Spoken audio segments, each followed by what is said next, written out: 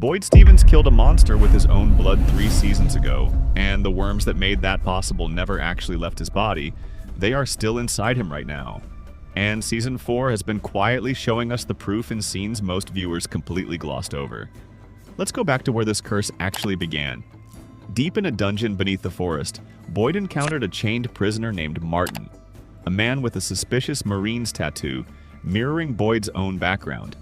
And after getting closer to him, Martin cut himself, then cut Boyd, and pressed their wounds together, saying the words, "My blood is your blood now." That single sentence is the most consequential line of dialogue this entire show has ever produced, and it is rarely treated with the weight it deserves. Infected with Martin's blood and the worms living inside it, Boyd began hearing a haunted music box, seeing a ballerina that nobody else could see, and ultimately used that infected blood to kill a monster for the first time in the show's history. Smiley. Think about what actually happened in that moment. Boyd did not develop a clever weapon or discover some hidden weakness through investigation. He became the weapon. Martin's curse rewired Boyd's own blood into something capable of killing what every talisman and every locked door in this town had failed to stop. And here is the detail almost nobody talks about with the seriousness it deserves. Boyd's blood carried worms that could kill the monsters, and when he transferred them to Smiley, the creature dropped. But the worms did not just disappear from Boyd afterward. They changed him. The kill was never the end of the story. It was the beginning of a slow transformation that this show has been tracking in the background for 2 entire seasons. Smiley's death at Boyd's hands was never going to be permanent, because the monsters were once people who sacrificed Fromville's children in exchange for immortality, meaning they cannot truly die, they can only be reborn. In the Season 3 finale, Boyd goes into the tunnels after Fatima gives birth, only to discover that her baby is a fully grown Smiley, resurrected and waiting.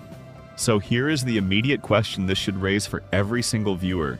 If Smiley's death was never permanent because the monsters operate under an entirely different set of immortal rules, then what was the actual point of Boyd's blood killing him in the first place? The show wants you to feel like that moment in Season 2 was a victory. It was not. It was an experiment, and Martin's cursed worms were the variable being tested. If you are enjoying this breakdown, hit subscribe right now and the bell, because the next part of this theory connects Martin's curse directly to something happening to Boyd right now, in real time, during Season 4, that almost nobody has flagged as significant. Julie, Randall, and Marielle all later fell into a horrific coma-like state, with their eyes turning white, only for it to be revealed that they had actually been transported into Martin's dungeon, chained to the remaining walls, meaning Martin's prison was never confined to one location. It could reach out and pull specific people into it across time and space. That detail matters enormously because it confirms Martin's curse is not a localized infection. It is a connective thread that can stretch across the entire town, touching people who never even met Martin directly. Which brings us to Boyd in Season 4. During a quiet conversation with Christy, Boyd is asked directly whether the tremors are still there, and whether he is still seeing things, and he answers that he is managing it and hasn't seen anything since, quote, the one time. That exchange is delivered so casually that most recaps do not even mention it. But think about what is actually being confirmed in that single line. Boyd is still experiencing physical tremors. Boyd has had at least one additional vision since the original Martin encounter. Fans have already pointed to a brief shot in the Season 4 trailer showing Boyd waking up with darkened eyes, almost completely black, as if something is looking out from behind them. The Season 4 trailer's own tagline reads, "Become what you fear, fear what you become."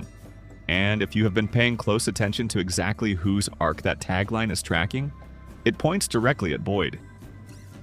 Here is the theory connecting all of this together into something genuinely new. Martin's curse was never a one-time transaction that ended the moment Smiley died. It was a slow infection designed to eventually replace its host.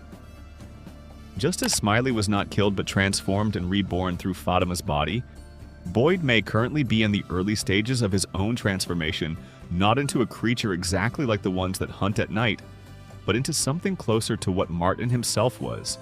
Remember, Martin survived in Fromville for years, a former U.S. Marine, chained up by the music box monster, so broken by the time Boyd found him that he had lost track of how long he had even been captive.